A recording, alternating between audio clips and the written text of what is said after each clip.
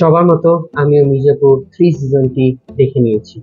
কারো কাছে খুবই ভালো লেগেছে, আবার কারো কাছে খুবই খারাপ লেগেছে।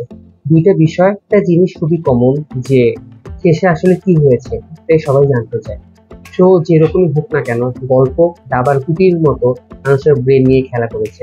Wait wait wait, spoiler alert. আসসালামু আলাইকুম everyone, welcome to 34th। Mirzapur 3 দেখে প্রশ্ন ওঠে, এবারে শো এর মেইন ভিলেন কে হবে? এবার কালীন ভাইয়া সবার মন জয় করে ক্লাইম্যাক্সে হিরো হয়ে গেছে, আর গুড্ডু পণ্ডিত তো জন্ম থেকেই হিরো, তাকে ভিলেন কিভাবে বলি?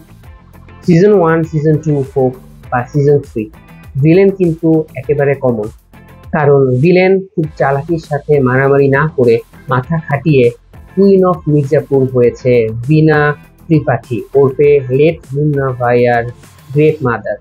এই সেই মেইন ভিলেন যার জন্যই গুড্ডু ভাইয়া গন আর কালীন ভাইয়া অন।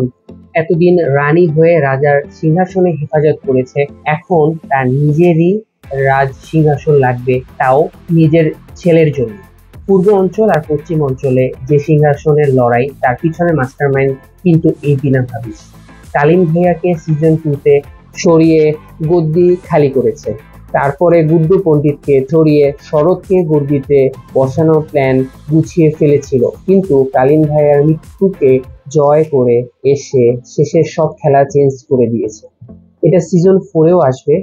এটা আসলে দাবার গুটির মতো খেলা সাজিয়েছে, শেষ পর্যন্ত না গেলে খেলা ধরতে পারবে না।